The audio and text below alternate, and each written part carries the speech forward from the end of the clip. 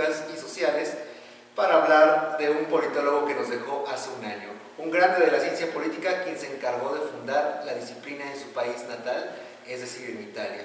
Para hablar de Sartori y de la ciencia política moderna, de los retos que tiene nuestra disciplina, estamos con el maestro Octavio Aristeo López, quien es egresado de esta facultad. También cuenta con estudios en filosofía política por la Facultad de Filosofía y Letras de la UNAM.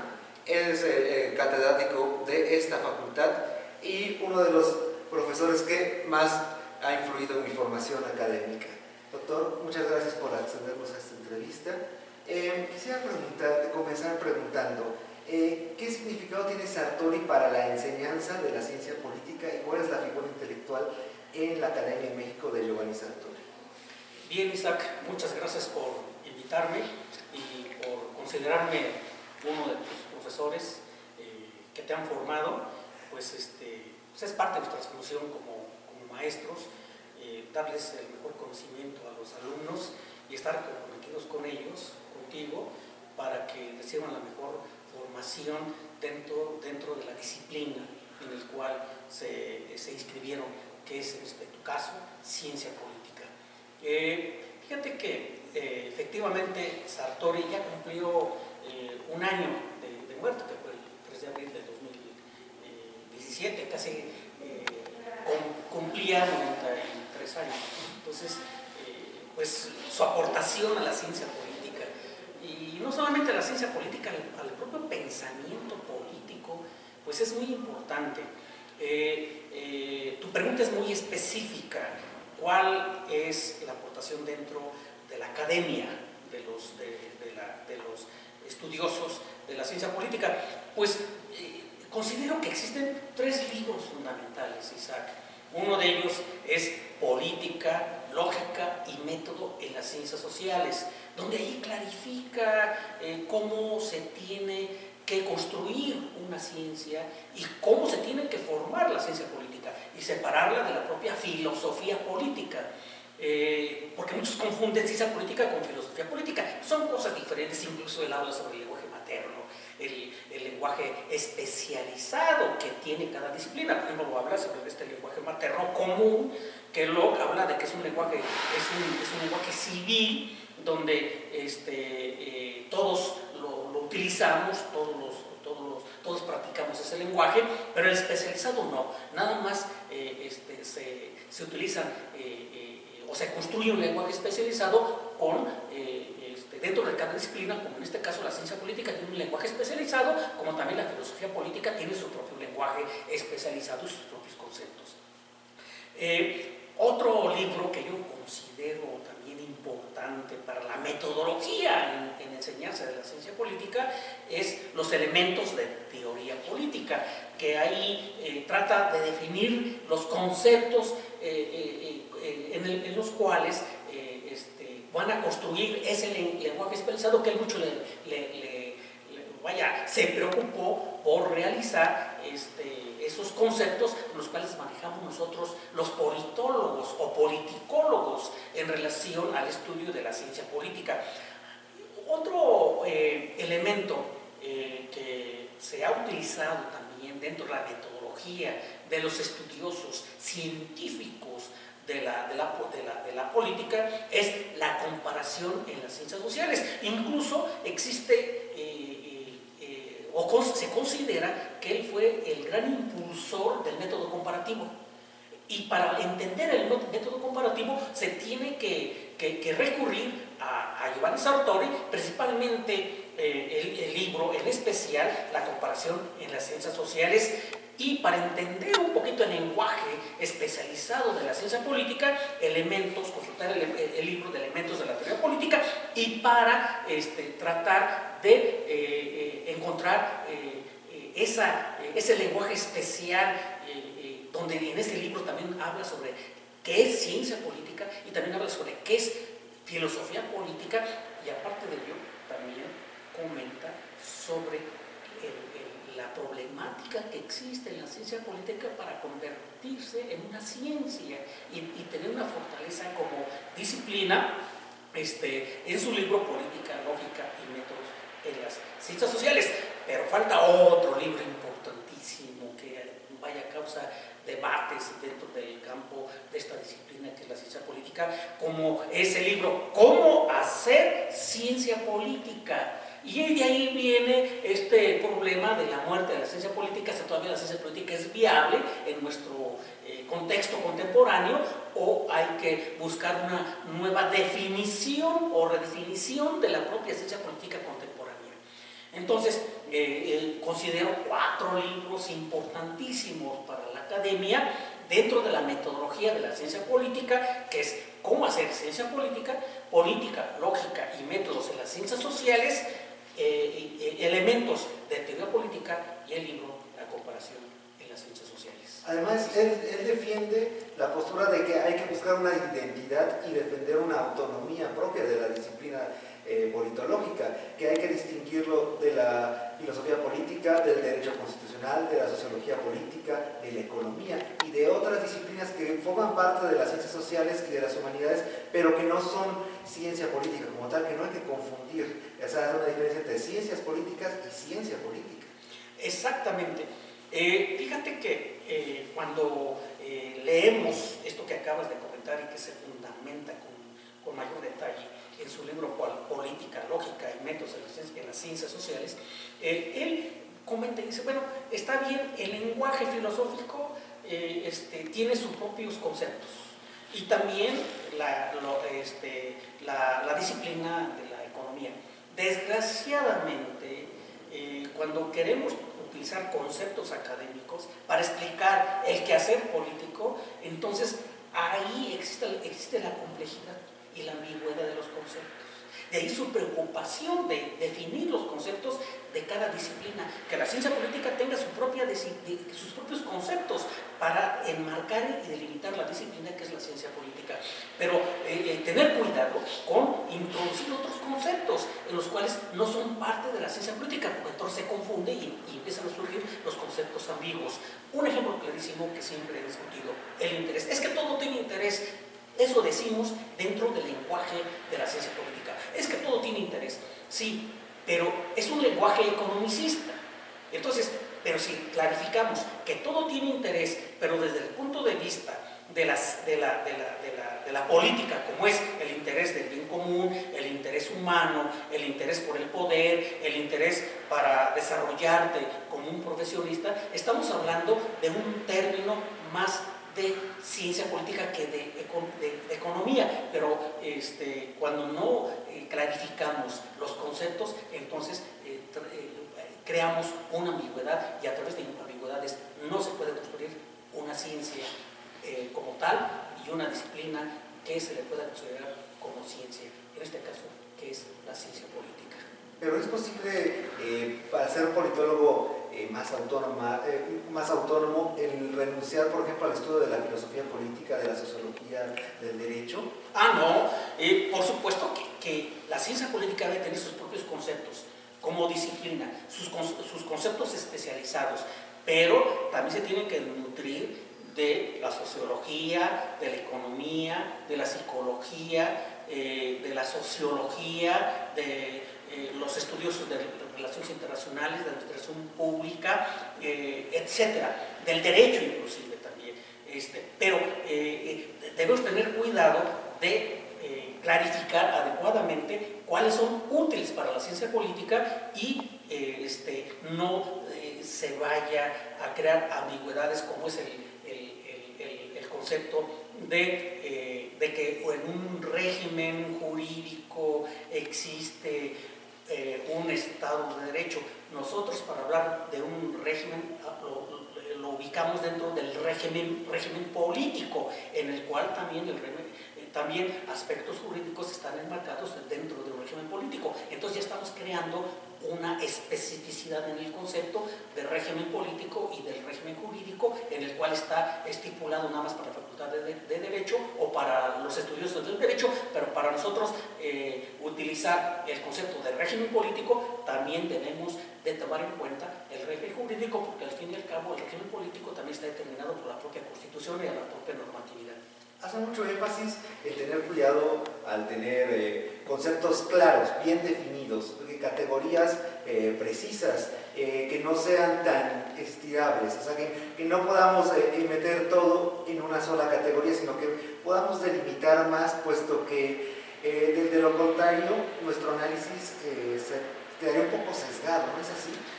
Quizás viene de su formación anterior a la filosófica. Mire, sucede lo siguiente.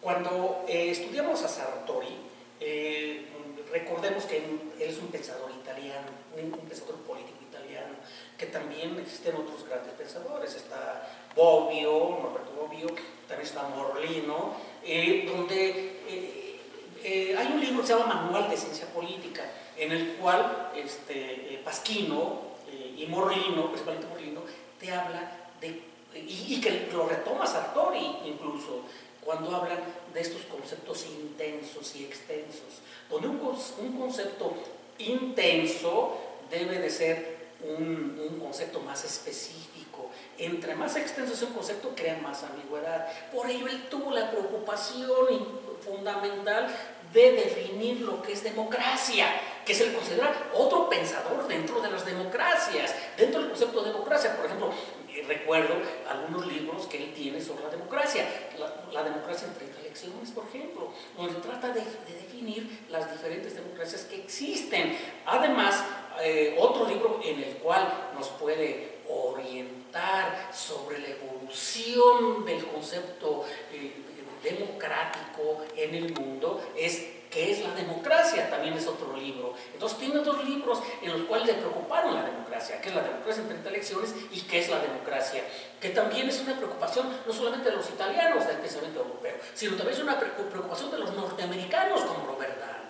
Robert Dahl también, él es un teórico de la democracia, pero desde el punto de vista del pensamiento norteamericano, que cuando observamos que Giovanni Sartori es parte del pensamiento italiano, no debemos de dejar a un lado que esos conceptos que también maneja Sartori también tienen o se nutren del pensamiento de Norberto Bobbio, de Morlino y de Pasquino.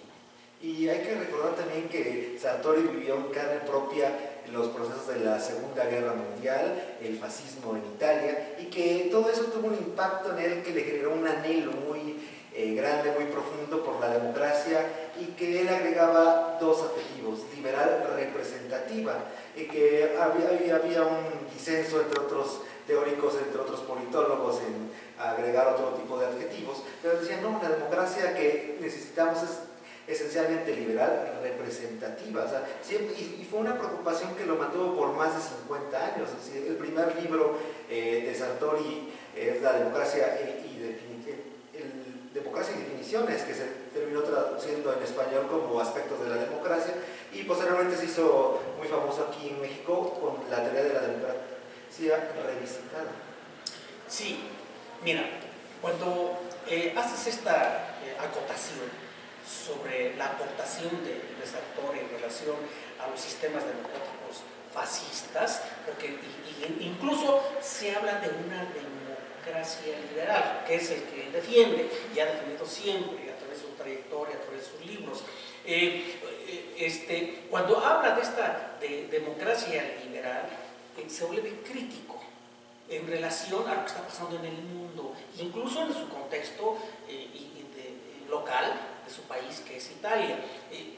Él trata de buscar nuevas alternativas democráticas liberales, y de ahí se hace la gran pregunta, o sea, se hace un cuestionamiento en el libro Partidos y Sistema de Partidos. ¿Qué tipo de partidos? Él dice, llega a la conclusión que he escuchado de muchos teóricos de la ciencia política, cuando habla que los partidos políticos son fundamentales para las democracias. Es un concepto que lo define muy bien Giovanni Sartori. Entonces, de ahí que se marca como un eje fundamental la importancia de los partidos dentro de un sistema democrático. Pero hay que no confundir la democracia con una democracia partidista o una democracia electoral. La democracia va más allá. Incluso yo me quedo con la democracia que define nuestra propia Constitución mexicana en su artículo 3 como estilo de vida. Entonces, Cuando él está preocupado sobre esta problemática que existe en el mundo, lo manifiesta claramente sobre las sociedades multiétnicas, la propia migración que sufren los europeos, que son los europeos porque viene la migración de los países asiáticos, de los países africanos, igual la migración que nosotros tenemos aquí en nuestro país, que vienen de Centroamérica y que toman como paso a México para irse a Estados Unidos. Pero también dicen, es que aquí el problema es que la migración crea pluralismos, crea multiculturalismos, donde tienen una visión diferente al pueblo donde ellos se encuentren. Entonces, es una preocupación en la cual él trata de entender y que hace una crítica incluso al propio régimen político italiano en su libro Segunda República, en que dice, bueno, ya hay que sacar a esos corruptos, ya hay que sacar ese poder despótico y hay que cambiar el gobierno hacia una nueva clase para que las tensiones, como dice David Easton, se disminuyan y no provoquen un caos y un desorden dentro de la República. Qué hermoso lo de Sartori, Isaac. Sí, definitivamente. Y otro aspecto que le permitió tener bastante popularidad dentro de la Academia Mexicana en los años 70 es el libro que mencionaba hace un momento, el de Partidos y Sistema de Partidos, donde posteriormente encontramos elementos de teoría política, vemos una tipología de la dictadura y nos aclara que existe un consenso entre la comunidad académica, entre la comunidad política y entre las personas, en la población, la opinión pública era de que México vivía bajo una dictadura. Sartori nos dice, no, ustedes tienen un régimen autoritario. Definitivamente no es democrático, es autoritario, pero es de sistema de partido hegemónico, pragmático, que carece de ideología. ¿Cómo fue a recibir esa categoría y qué tan importante es hoy en día? A pesar de que ya no vivimos quizá el partido hegemónico pragmático como desde los años 70, 80, pero nos sirve para identificar posibles fenómenos similares en el futuro en otros sistemas políticos, ¿no es así? Claro. Te refieres a este libro, Videopolítica, Medios, Información y Democracia, de sondeo de Giovanni Sartori. Es un libro que se elaboró en su estancia, que estuvo aquí en México. Recordemos que Sartori fue galardonado con el grado de honoris causa en Guadalajara, la Universidad de Guadalajara, en 1997. O sea, la importancia de Sartori en México ha sido importante como un pensador para entender el propio sistema político y la propia democracia y los partidos dentro de esa democracia. También en la UNAM, nuestra universidad, nuestra queridísima universidad, también le dio el grado de honoris causa en 2007. Cuando él estuvo aquí, Sartori, estamos hablando las conferencias que impartió dentro de la cátedra Alfonso Reyes en el Instituto Tecnológico y de Estudios Superiores de Monterrey.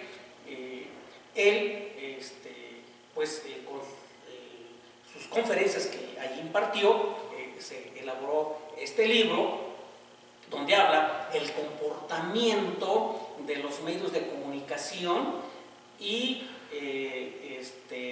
donde la Constitución tiene un papel importantísimo en las acciones políticas que se desarrollan dentro del propio sistema político mexicano, donde este politólogo italiano, que es un científico al construir la ciencia política, darle mayor mayor formalidad, una ciencia política empírica, nos va a tratar de especificar lo que es el partido hegemónico de aquel tiempo. Yo recuerdo que cuando él dictaba sus conferencias y que y no solamente en el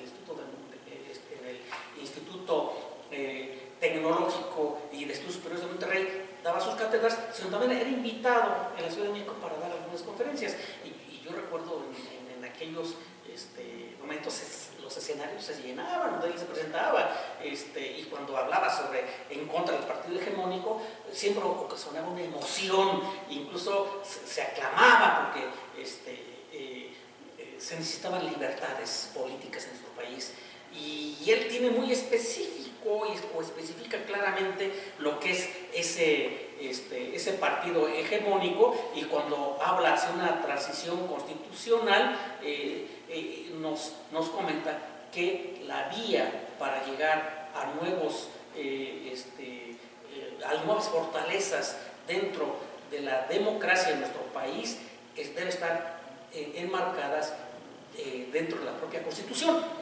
Y de ahí que existe un libro, la Reingeniería Constitucional, esta reingeniería constitucional, donde trata de buscar nuevas alternativas para defender la propia democracia liberal, porque él siempre fue un defensor de la democracia liberal. Incluso Octavio Paz tenía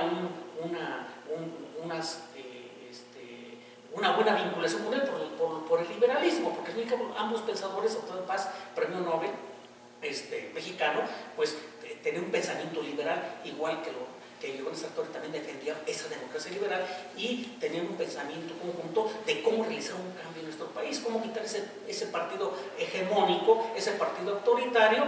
Pero bueno, es una lucha permanente en nuestro sistema político de tratar de instrumentar una democracia adecuada para que evolucionemos como un pueblo, como unos ciudadanos que tengamos calidad como tales y no seamos súbditos de un poder. Así es, y de hecho en este libro, en la primera edición no hablaba tanto de México, esporádicamente mencionaba algún aspecto específico, pero en 2001, en la segunda edición, se decide escribir un posfacio, donde además hace algunas propuestas para reforma constitucional, porque dice, bueno, México ha transitado a la democracia, pero solamente en el aspecto electoral, y eso no habla de una democracia liberal representativa como tal. Tiene que ejercer, por ejemplo, proponía el veto parcial, que no existe en México, proponía también la segunda vuelta para la Cámara de Diputados, que creo que es un tema que va a entrar a la agenda nuevamente después de las elecciones del 1 de julio en nuestro país. Mira, abrir la segunda vuelta, que ha sido una propuesta de los diferentes partidos políticos, supuestamente para democratizar más a nuestro país, no sé si sea funcional dentro de nuestro sistema. Como abrieron la reelección, ya sabemos nosotros que la reelección presidencial dentro de nuestro sistema causa muertes, causa conflictos. Ahí tenemos el caso muy sonado de Obregón, que se religió y lo mataron, donde siempre los presidentes de la República han tenido su sueño de reelegirse y han luchado para conservarse en el poder, porque ser presidente de México es una ambición muy poderosa, porque la fuerza que tiene un presidente es enorme. De ahí que cuando dejan la silla presidencial les cuesta, cada sexenio, incluso hasta se enferman. De ahí existen varios estudiosos, como el propio periodista Pasos, donde habla el último día de cómo sufre un presidente de la República al dejar el poder. Y otro pensador que ha hablado sobre el sistema político mexicano, que incluso hace una pequeña descripción de cómo funciona, y su eje es el presidencialismo, de este pensador del Colegio de México, que ahorita se me olvida su nombre, pero es un autor muy reconocido. Entonces, cuando se habla de la segunda vuelta, puede ser un tabú o un mito, ¿no? De que puede ocasionar más problemas que soluciones dentro de nuestro sistema democrático, que es muy diferente a otros sistemas. De ahí que cuando hablamos de esa segunda vuelta, bueno, también se puede romper ese mito de la propia reelección, que ya existe, incluso en el 2018 ya existen en varios cargos que pueden ser reelectos, pero por ahí he observado que alguien que ha sido reelecto, un presidente municipal, no recuerdo exactamente su nombre, lo asesinaron, o sea, porque quería ser reelecto. Entonces, quién sabe si sea un mito, ¿no? Puede ser una realidad en la cual la reelección en nuestro país va a crear conflictos, porque es un paso para la reelección presidencial. Es decir, si tú abres la reelección para presidentes municipales, para senadores y para diputados, ya no cuesta mucho para la reelección presidencial. Entonces, ¿quién va a soportar a un presidente 12 años? Si apenas con 6 años ya lo quieres correr a patadas, y además, si no se respeta un proceso electoral adecuado, o si no se tiene un instrumento adecuado para buscar un sucesor o para tratar de buscar una reelección, pues imagínate cómo terminaremos a lo mejor en una forma muy desastrosa, que es lo que no queremos. Pero bueno, siempre la renovación de una clase política es adecuada, como bien lo menciona Gaetano Mosca, y como bien lo menciona el propio Pareto, cuando habla de que hay que reciclar la clase política en forma constante para que oxigene un sistema político y a la propia democracia.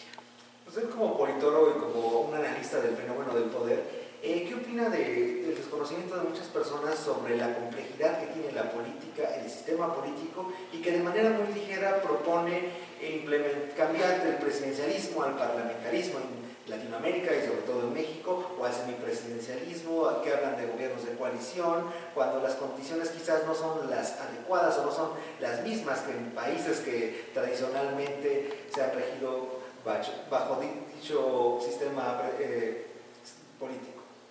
Bueno, siempre se ha buscado crear e innovar, ¿no? Nuevas formas de gobierno para ir perfeccionando nuestra propia democracia, incluso nuestro propio sistema político. De ahí que si viene algo como las coaliciones, como u otras formas de compartir el poder para que sigamos evolucionando como pueblo civilizado, está muy bien, pero hay que pensar mucho si esto no va a ocasionar problemas dentro de la propia convivencia política, porque nuestra historia es muy diferente, nuestra historia es muy conflictiva, incluso la lucha por el poder ha sido muy sangrienta, incluso es sangrienta nuestra lucha por el poder que se da. Nuestra clase política mexicana pues es muy propia y tiene sus propios códigos, pero si se trata de crear y de fortalecer a un presidencialismo en el cual nos ha mantenido unidos, pues creo que es lo más adecuado, porque al fin y al cabo el parlamentarismo siempre ha sido una ilusión que se instauró en 1857, cuando se le dio mayor poder al Congreso, pero tú ves todo el proceso que se da desde 1857 hasta la actualidad, pues ha sido esa lucha de querer instalar un parlamentarismo fuerte, pero con un presidencialismo el que tenemos, pues es muy complicado, es una lucha muy una desigual, porque el presidencialismo que se ha conformado en nuestro país pues es muy superior al parlamentarismo que tú puedes tener, y si un parlamentario o alguien que quiera buscar ese parlamentarismo como este gran político que es muy reconocido y que le ha dado mucho al pensamiento en nuestro país en el ámbito del quehacer político, como Porfirio Muñoz Ledo, es de que se ha querido hacer esa transformación de crear un parlamentarismo en México o un sistema semipresidencial o semiparlamentario, como lo es el francés, pero una cosa es Francia, su conformación histórica que tienen ellos como sistema, que es muy diferente al nuestro, que el nuestro sí es muy complicado. Por cierto, ya me acordé de este pensador que habla del sistema político, que es muy reconocido y bueno, no lo traía presente, pero es Cosío Villegas, sí, que habla sobre esta figura presidencial y que tiene un libro hermoso, maravilloso, que es el sistema político mexicano. Por ejemplo, ¿cómo ve el paso de la transformación del sistema electoral, el sistema de partidos, de pasar de un sistema de partido hegemónico pragmático a un pluralismo, y qué riesgo hay de traspasar ahora ir al otro extremo y llegar a una atomización de los partidos, cuando se puede crear una crisis de representatividad, falta de gobernabilidad? ¿Qué implicaría el generar tantos partidos?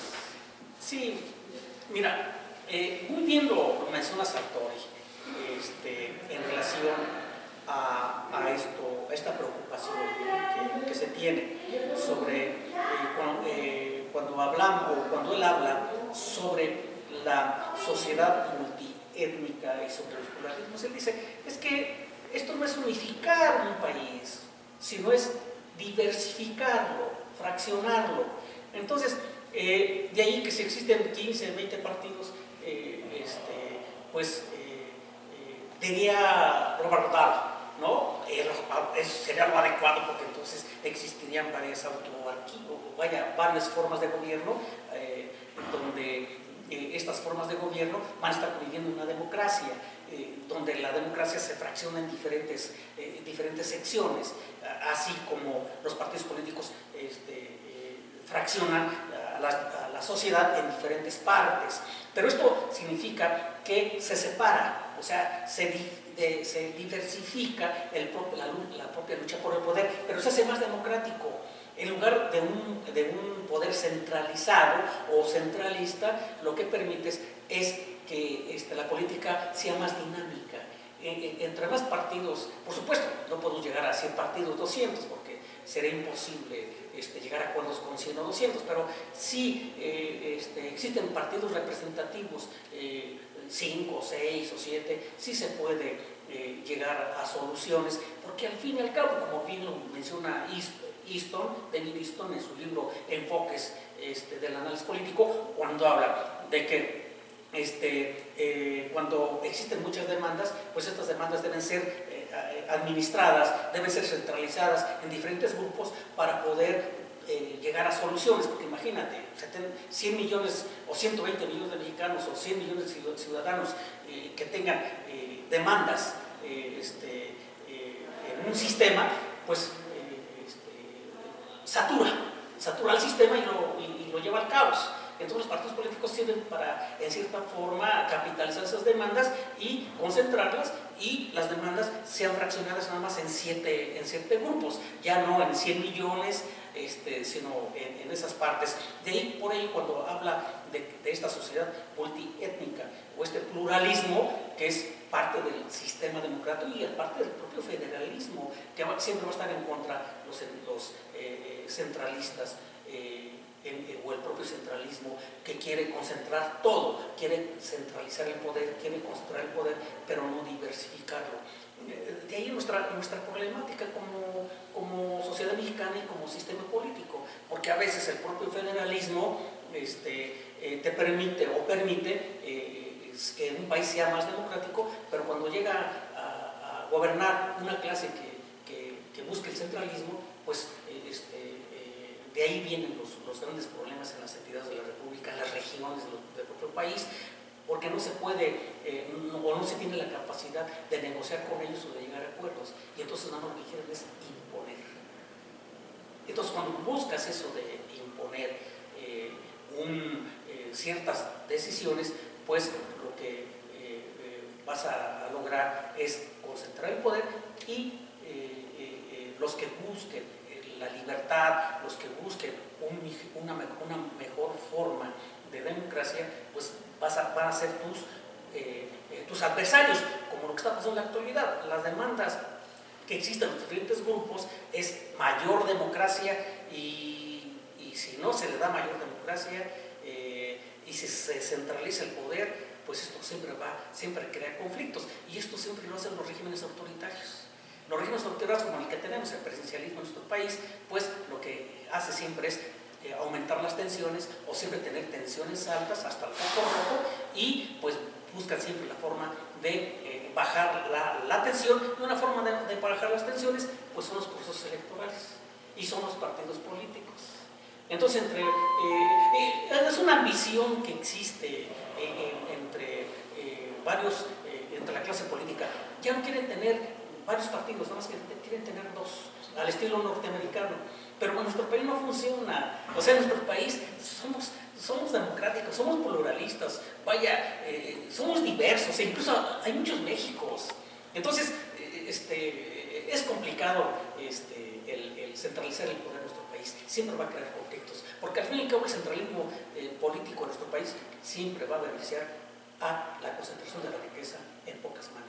Y por ejemplo, muchas personas no especialistas dicen, bueno, ¿por qué si implementamos el federalismo y sobre todo el presidencialismo americano, por qué no también trasladar el sistema de partido americano, estadounidense, a México? Bueno, se ha copiado, Isaac. Fíjate que estos estudiosos de nuestro sistema, de nuestra historia, hasta comentan que la Constitución mexicana de 1824 es una copia de la norteamericana. Yo tengo mis dudas, porque nuestro presidencialismo tiene sus orígenes con la Constitución francesa de 1792, y de ahí viene las Cortes de Cádiz. Por supuesto que la Constitución norteamericana tiene ciertos parámetros con nuestra Constitución, pero el copiar el sistema norteamericano es muy complicado, porque allá sí hay división de poderes, ¿no? Un poquito más claros, que aquí no. Aquí con nuestro presidencialismo somete al Poder Ejecutivo y al Poder Judicial. Entonces, son cosas muy diferentes.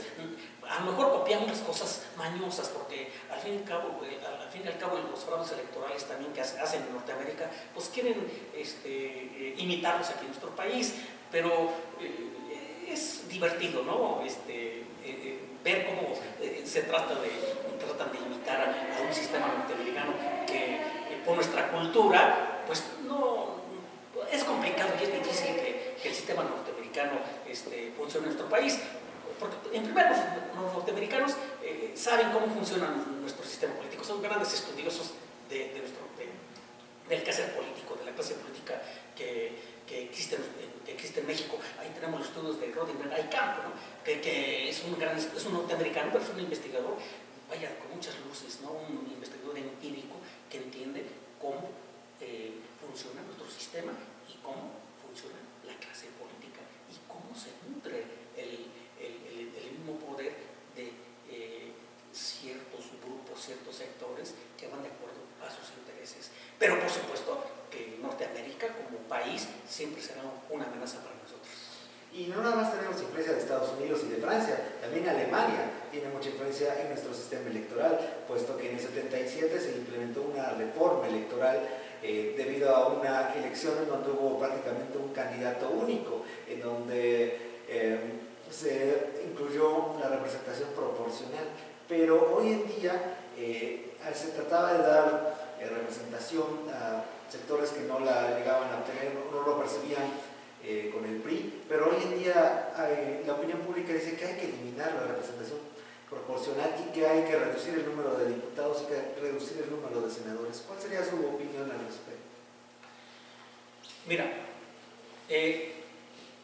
sí, cuando se da la reforma de 1977, la reforma política, que todavía tiene trascendencia en nuestra época contemporánea, en la actualidad, permitió aperturar las fuerzas políticas que también se fueran tomadas en cuenta. De ahí que la Cámara de Diputados de 400 pasó a 500, eran 300, después pasó a 400, después 500, que actualmente siguen manteniendo esa cantidad. Tenemos una sobrepoblación inmensa, ¿sí? No somos los 60 millones, 70 millones de mexicanos, no, ya somos 120 aproximadamente. Entonces, esta preocupación de de la sobrepoblación que tenemos y de la sobrerepresentatividad de un país, siempre tiene un aspecto político. Al disminuir la Cámara de Diputados, al disminuir el número de senadores, esto también va a ocasionar problemáticas.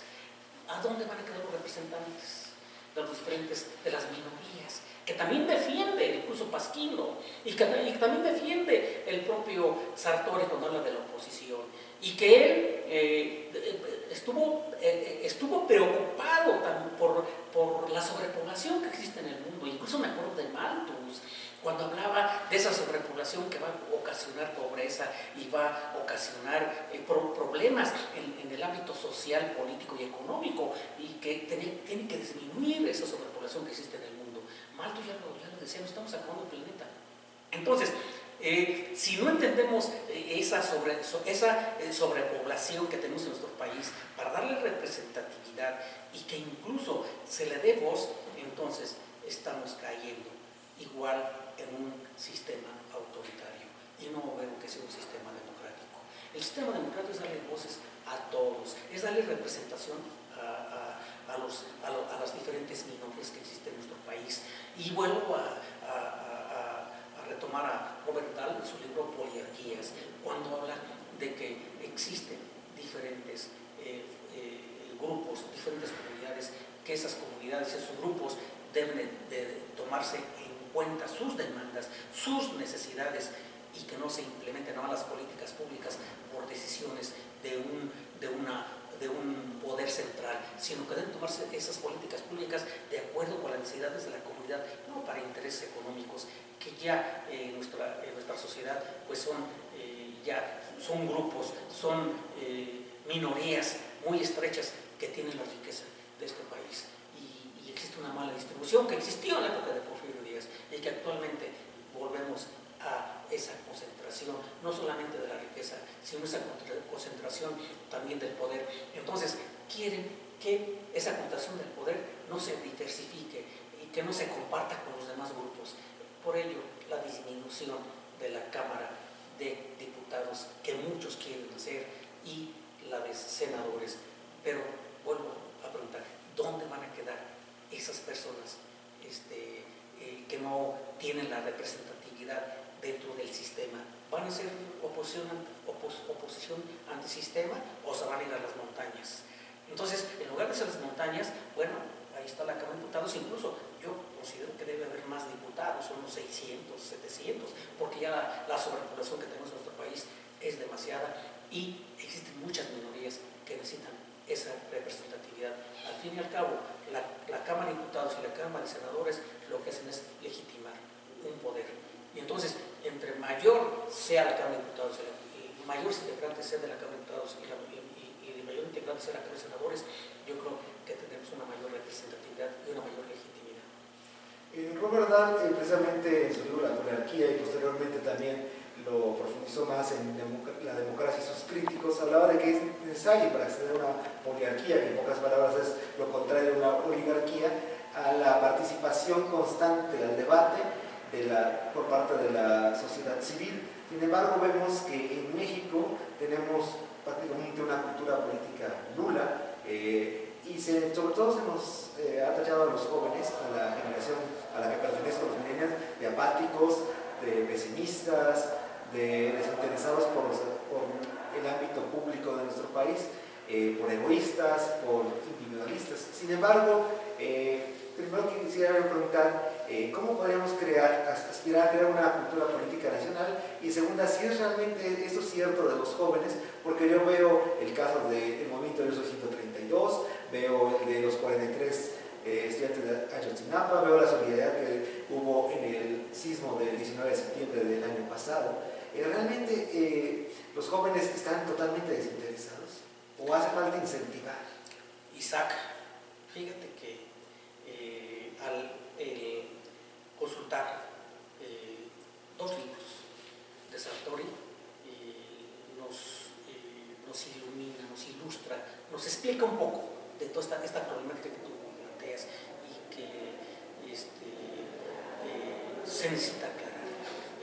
Existe un libro de videopolítica, medios de información y democracias de sondeo, que es el que de Giovanni Sartori. Y hay otro que es el Homo Videns, la sociedad alienígena.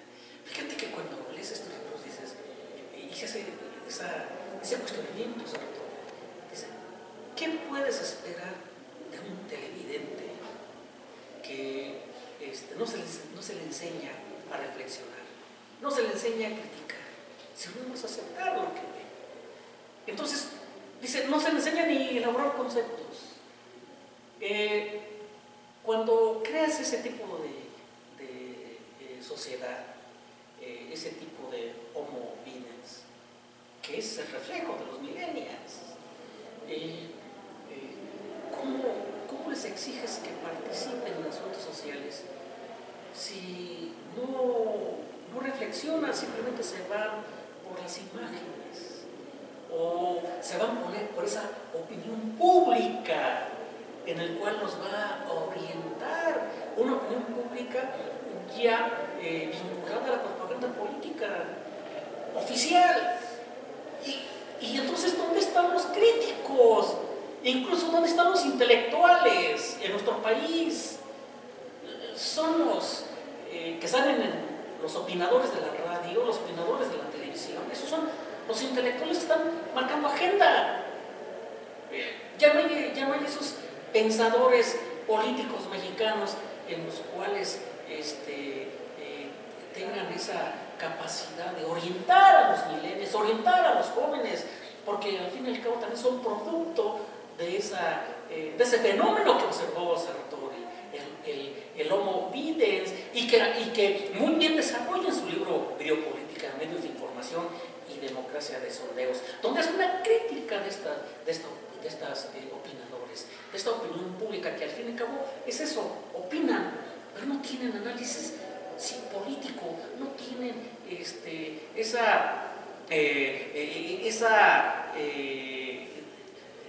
ese método científico que hacen los estudiosos de la disciplina de la ciencia política, que es utilizar el método científico para tratar de verificar, de probar las hipótesis. Ahora no, ahora aceptas lo que te dice la televisión, te aceptas lo que dicen los opinadores en los medios de comunicación televisivos y radiofónicos, pero no se detienen a verificar las cosas, incluso hasta en las redes sociales. Ven una nota y la están reproduciendo sin verificar si es cierto o no. Ya lo toman como una verdad. Dan por hecho. Así es. Entonces, de ahí que, ¿cómo podemos crear grupos de reflexión, grupos en los cuales nos enseñan a pensar que parte de lo que tú estás realizando, Isaac, que es difundir el pensamiento, difundir el conocimiento de procesos universitarios, es genial, es una iniciativa maravillosa para que fuera de las propias aulas universitarias conozcan el pensamiento de los propios universitarios y el pensamiento de los propios académicos de la propia universidad y de las ciencias políticas y sociales, pues para tratar de crear esa reflexión, tratar de ser críticos y que crear la conciencia universitaria en los demás. Crear esa conciencia, porque al fin y al cabo creas conciencia cuando ves el bienestar de los otros, cuando ves esa conciencia social, no esa conciencia individualista, no, sino sacrificarte por los otros, porque los otros te hacen ser lo que eres. Gracias a nosotros existimos, gracias a ustedes como alumnos, nosotros existimos como maestros. Sin ustedes no somos nada. Me gustaría completar un poco de lo que acaba de decir, sobre todo de las redes sociales, porque Sartori llegó a comentar, pero no a escribir propiamente de ellas, pero sí uno de sus discípulos mexicanos, César Cancino, quien estudió en Florencia con él, dice que hemos pasado del Homo Videns al Homo Twitter, en uno de sus libros más recientes. Al decir, bueno, además de que nos basamos en opinólogos, en personas que carecen de un bagaje histórico, de un respaldo teórico, que tengan argumentos para decir lo que ellos creen que debería ser, el rumbo que debería tomar el país o la política mundial. Además dice, de las notas falsas y todo esto, vemos como una red social como Twitter te limita a un mensaje en determinado número de palabras y nada más. no es posible hacer un análisis con menos de 200, no tengo el número exacto, pero con un número muy limitado de caracteres. Acabas de comentar del doctor César Cancino, gran amigo, lo conozco desde que era joven. Bueno, todavía sigue siendo joven, todavía, pero cuando era más joven. Le mando saludos, por cierto, al doctor César Cancino, gran amigo, espero estés bien. Es un gran estudioso, incluso de Sartori. Por ahí creo polémica sobre la muerte de la ciencia política. Un ensayo que él escribió y que lo leímos y nosotros lo analizamos como académicos.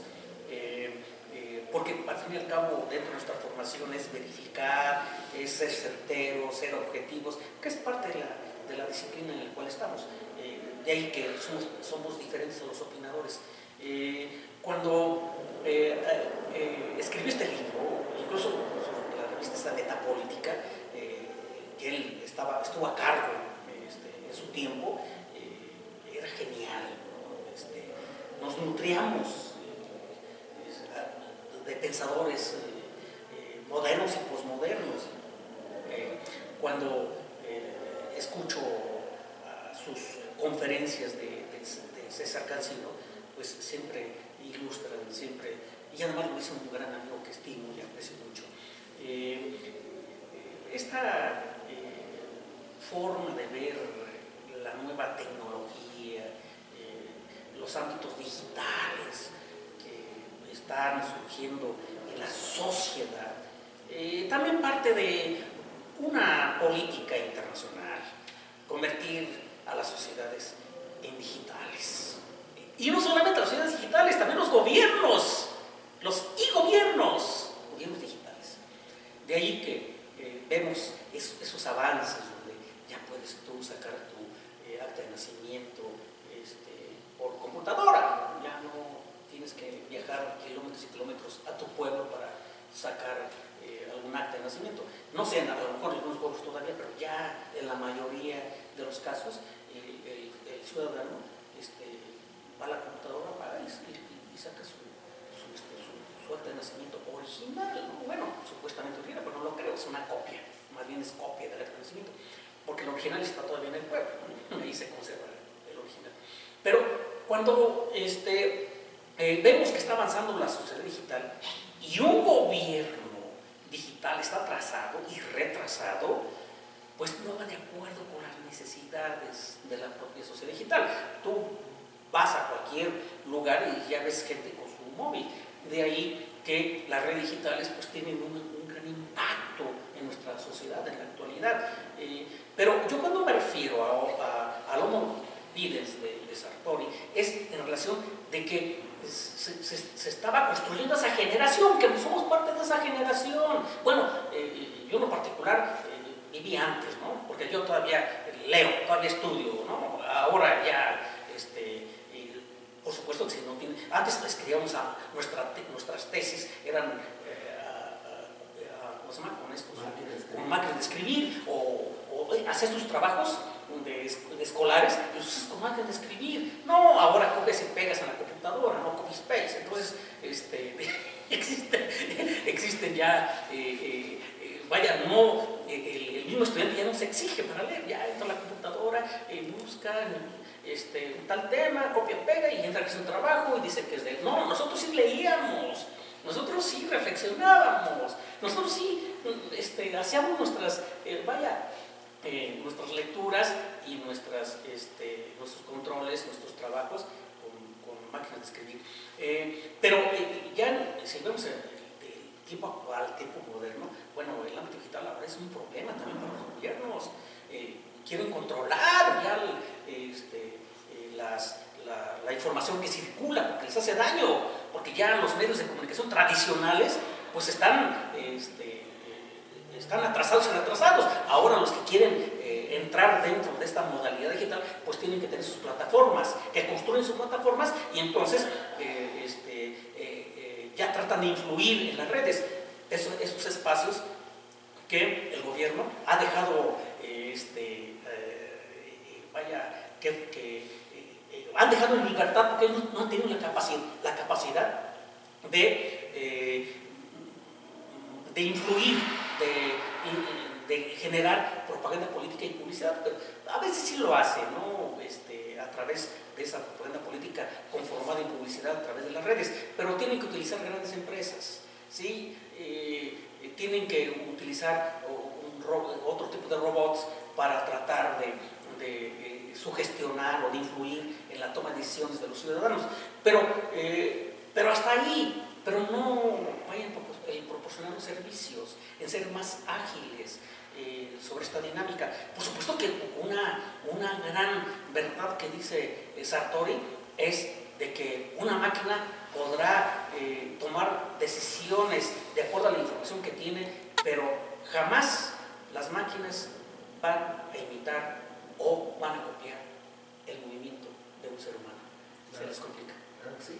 Hay una etapa tardía, una etapa de madurez de Sartori, sobre todo a finales del milenio anterior, a partir del 97, cuando sale este libro que mencionaba, Homo Videns, posteriormente con la sociedad multiétnica, en donde habla de cómo algunas culturas pueden generar cierto peligro, cierta amenaza, sobre todo cuando se tratan de culturas que provienen de religiones monocráticas y teocráticas sobre todo, donde la palabra de Dios está sobre la palabra del hombre, sobre la ley del hombre. Y entonces dicen, ellos están llegando a nuestros países, a Europa sobre todo, y no se asimilan, no se integran, no aceptan las nuevas normas, sus responsabilidades civiles, sus derechos, simplemente ellos se aíslan y sobre todo quieren imponer sus preceptos a nuestras culturas, a nuestras costumbres. Eso puede generar cierta inestabilidad en la democracia. Por otra parte, también habla del deterioro ambiental, de la superpoblación, hace una crítica muy fuerte a la Iglesia Católica, donde la hace corresponsable del deterioro ambiental. ¿Por qué? Porque dice, ellos propician la expansión de la población humana de manera irracional, ¿no? Vamos a hacer cuántos millones y la mayoría de ellos van a ser pobres, van a vivir en condiciones paupérrimas. El libro que tiene usted ahí de La carrera hacia ningún lugar tiene un ensayo que se llama El alma no está en el espermatozoide, en el embrión, donde dice, bueno, la religión católica tiene que recurrir a su propia tiene que recurrir a la biología porque carece de fundamentos en su propia teología para respaldar la prohibición del aborto o la planificación familiar. Pero en esta época se le hizo mucha crítica, lo que yo creo que no se dio bajo la lupa, de que ya no escribía con la pluma del científico político, del científico social, sino ya de un crítico de la realidad social, ya en libros mucho más reducidos, sin que carecieran de un bagaje teórico, recurría a la filosofía, a la historia, desde luego, pero muchos dicen, no, es que Sartori, sus aportes son muy pocos, son mínimos, divaga demasiado, profundiza muy poco, puesto que sus textos están llenos de paja y los aportes son unos cuantos. ¿Qué le diría usted a los detractores? No a los críticos, porque el crítico es con fundamento, detractores es solamente los que atacan sin conocer lo que están realmente atacando. Bueno, existen muchos, Isaac. Mucha gente que no lee a Sartori y nada más lee a los intérpretes de Sartori y se van con ese bagaje ideológico de los que escriben sobre Sartori. Pero de ahí que si en verdad queremos ser científicos sociales tenemos que ser certeros, tenemos que verificar y hay que leer los libros de Sartori.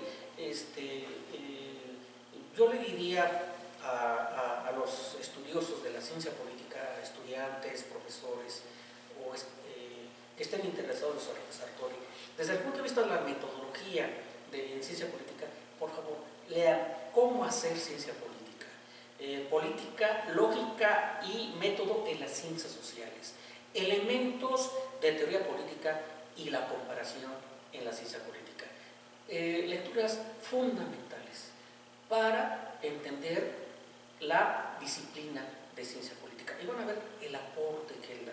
Incluso él siempre fue respetuoso de la filosofía política. Aparte de que él decía, quiero que estudie una ciencia política empírica, pero también él decía que la filosofía política le aportó mucho a la teoría política y que esto permitió ya tener un bagaje de conceptos especializados para la ciencia política, pero jamás desdeñó la filosofía política. Y esto tú lo acabas de comentar muy bien, cuando ya sus últimos años empezó a preocuparle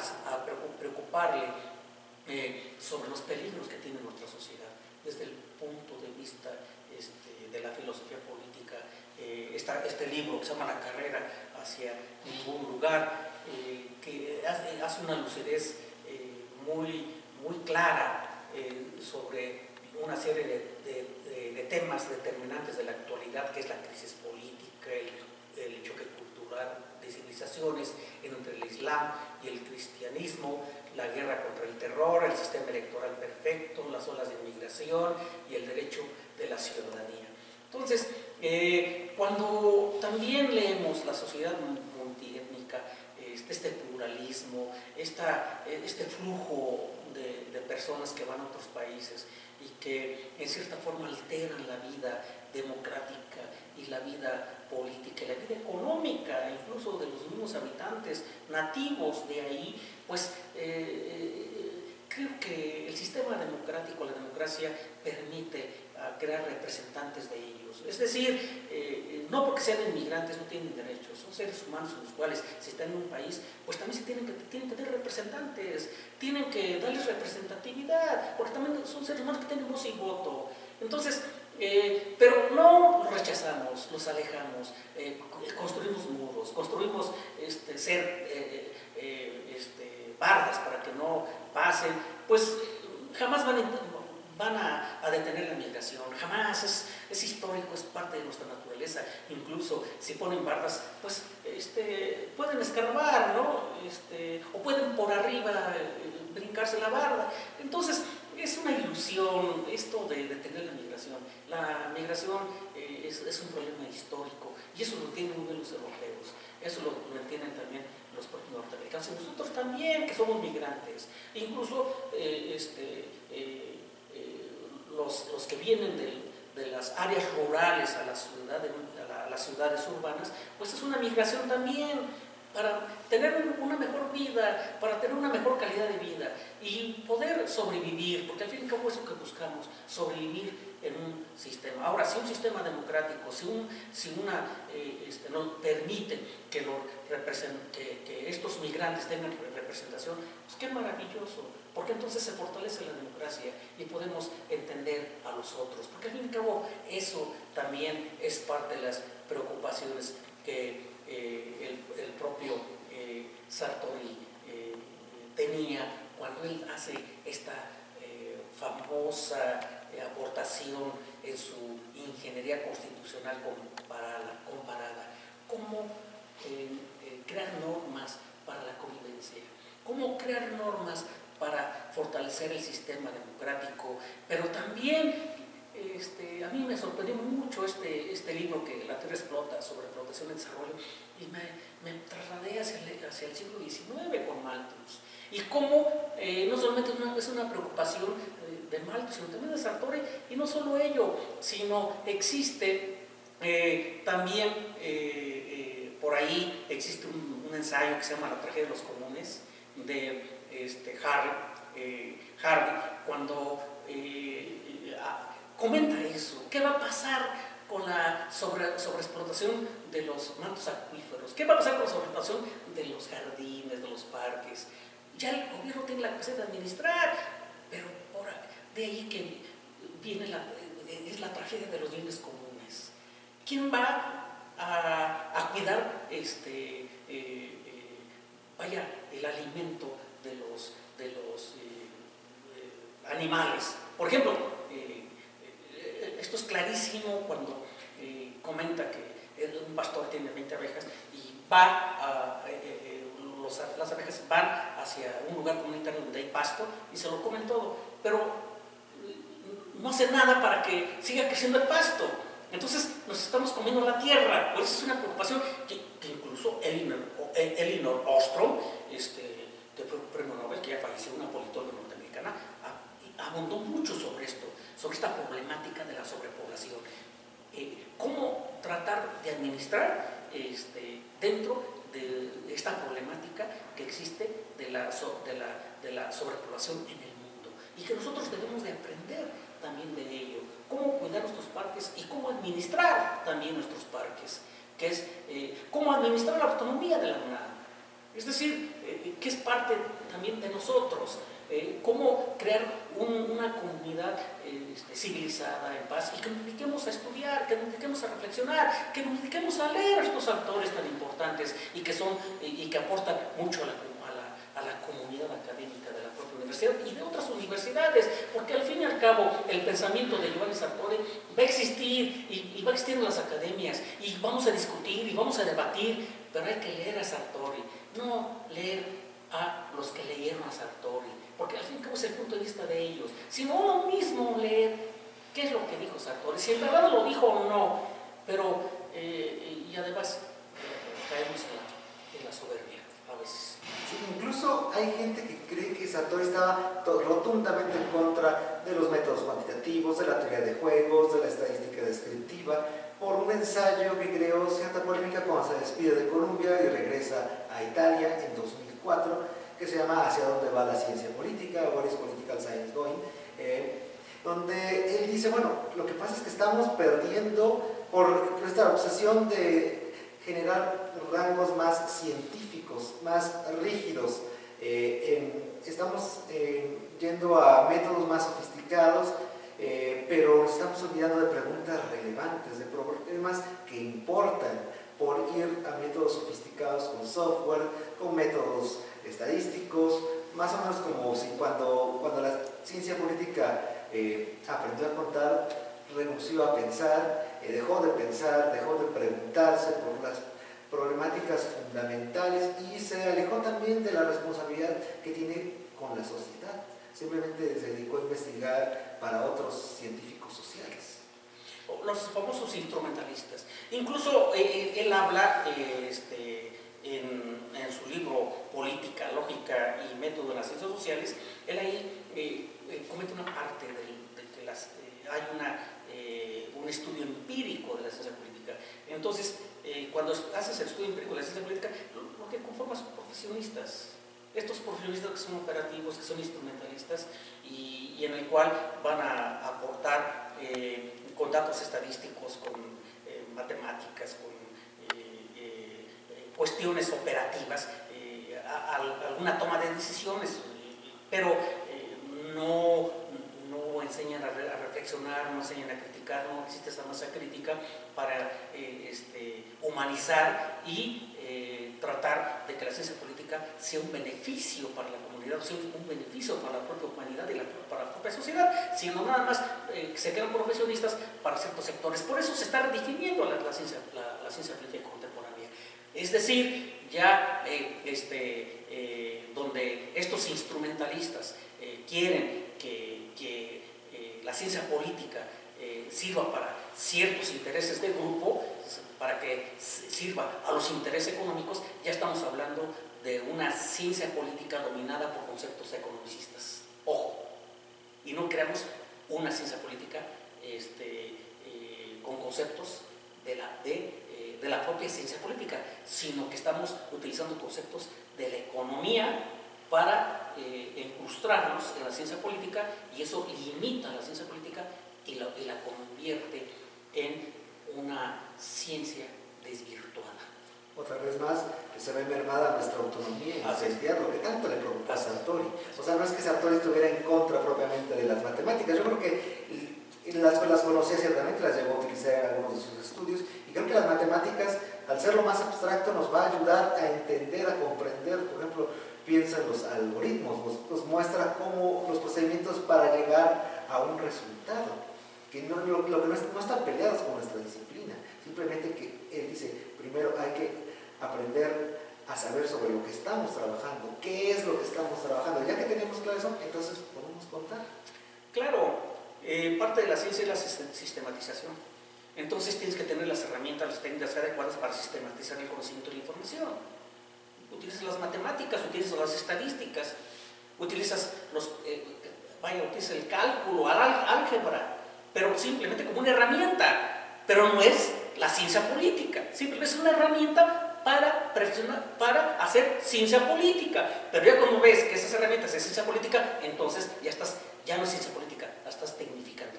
Ya eres un técnico. ¿Sí?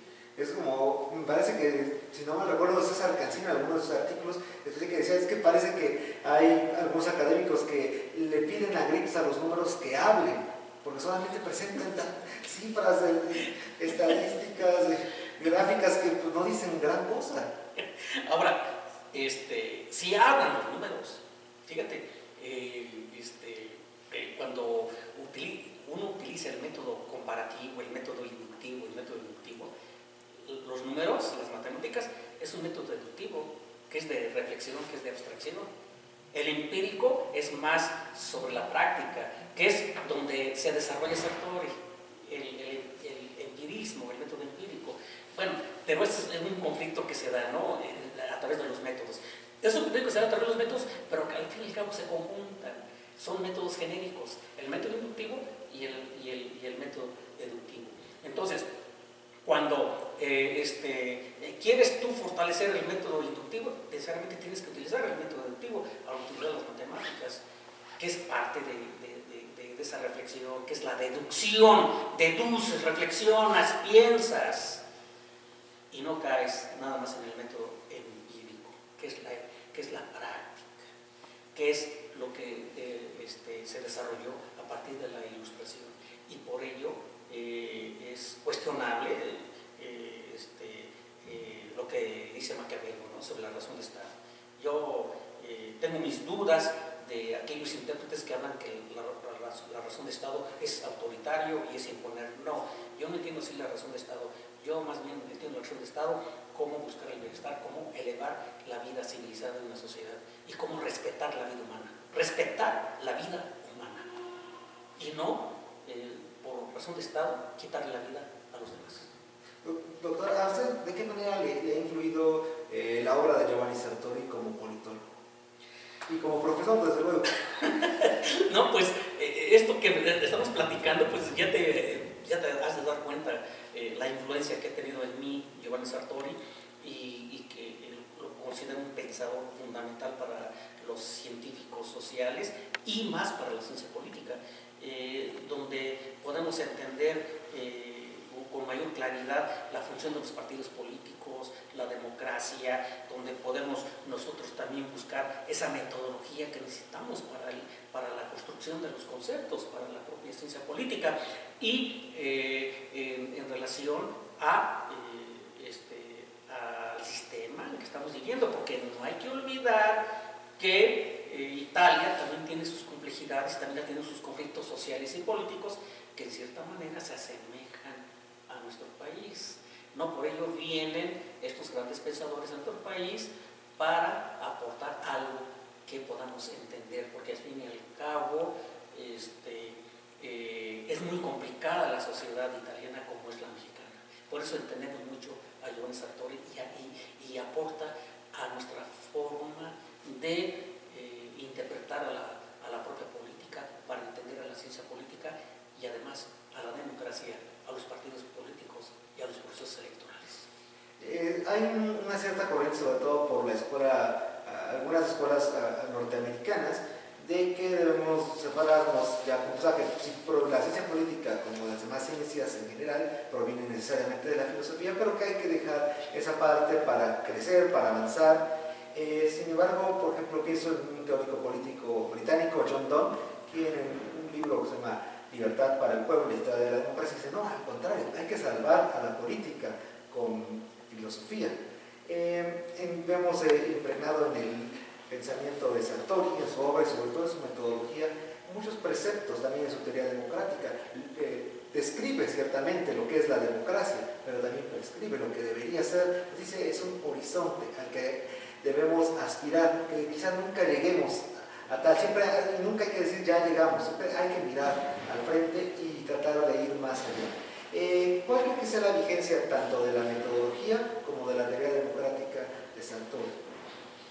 Pues, como te comenté hace unos momentos, al redefinir a la ciencia política necesariamente tenemos que leer a Sartori. Por supuesto que usualmente hay que leer a David Livingstone, a Deutsch, al propio Gaetano Mosca, en fin, para poder entender qué es lo que estamos diciendo como ciencia política, porque al fin y al cabo el propio Sartori habla la ciencia política como un conocimiento empírico de la política, conocimiento empírico de la política, provista de validez científica para poder hablar de ciencia. Entonces, para poder hablar de ciencia, primero hay que definir qué es ciencia, para poder entender la ciencia política. Entonces, por ello él habla de que esta ciencia política es un conocimiento empírico de la política provista de validez científica. Y esto significa que debe de estar dentro de los principios de certeza, verificación, objetividad y sistematización del conocimiento. Entonces, ¿cómo se da este conocimiento empírico de la política? Pues es la praxis política cotidiana, cómo se mueven los actores políticos, y que también esto lo refleja muy bien David Easton y Robert Dahl sobre cómo se desarrollan estos políticos, porque al fin y al cabo el político no solamente es el movimiento corporal, sino también es su acción, también es su sudor, también es su mirada, también son sus gestos, también son sus necesidades. Entonces, de ahí que al tratar de que nada más la política sea algo instrumental, sí estamos degradando a la propia ciencia política, porque al fin y al cabo el discurso sobre política se convierte en un discurso ideológico emotivo, que es parte de la filosofía política. Entonces, ahí tienes la praxis política, pero ¿cómo vas a explicar esa praxis política? Bueno, a través de un discurso, y ese discurso ya está implícito la filosofía política, entonces van de la mano, o sea, no pueden estar separados. Por ello, hay que diferenciar el discurso de la ciencia empírica de la política y de la filosofía política, que ya acabamos de hacer. No sé si... Considero que para ir cerrando, creo que podríamos hablar durante horas de ciencia política y del pensamiento de Giovanni Sartori, pero me gustaría cerrar, pues, le preguntar a un estudiante de primer semestre o alguien que aspira a entrar a la licenciatura en ciencia política en México, o alguien que está en la preparatoria y que pretende estudiar ciencias sociales, ¿por qué debo leer a Sartori? ¿Qué leer de Sartori? Y sobre todo, ¿qué habilidades debo tener para ser un politólogo? ¿Qué hace un politólogo y a qué herramientas debe recurrir? ¿A qué fuentes? Híjole, Manuel, es una pregunta muy ambiciosa. O sea, imagínate, me estás pidiendo que me diga toda la carrera de ciencia política, todas las materias. Yo lo único que puedo decir es que lea a los autores especializados de la disciplina, y también que se nutra de otros conceptos, de otras disciplinas, y que empiece a formar su criterio, que sea crítico, que desarrolle esa masa crítica para que pueda aportar porque al fin y al cabo al aportar y al salir de la propia universidad va a ser un profesionista o que va a vivir de la política o para la política. Entonces, si está determinado a vivir para la política o de la política, debe tener un criterio propio para que se pueda desarrollar como ser humano. Porque eso es lo importante, desarrollarte como ser humano y que como profesionista y desarrollarte como ser humano sirves mejor a la propia sociedad y a la propia comunidad. Incluso puedes transformar tu entorno, puedes transformar la convivencia en el cual estás, en el cual te encuentras en ese entorno, pero esa convivencia la puedes orientar hacia convertirte en un mejor ciudadano y como un ser humano de calidad, y que no pierdan de vista que la humanidad vale la pena morir por ella. Doctor, pues Muchas gracias, le agradezco demasiado que haya accedido a esta entrevista, que nos haya brindado su tiempo. Sin duda alguna hay que seguir leyendo a Sartori, va a ser un autor que va a estar vigente durante mucho tiempo, no sabemos cuánto. Nos ha dejado un gran legado teórico, politológico y filosófico. Le agradezco mucho por haber conversado con nosotros. Gracias, Isaac. Eres muy amable, Isaac. Gracias. Gracias, Pablo, ¿eh? Y adelante.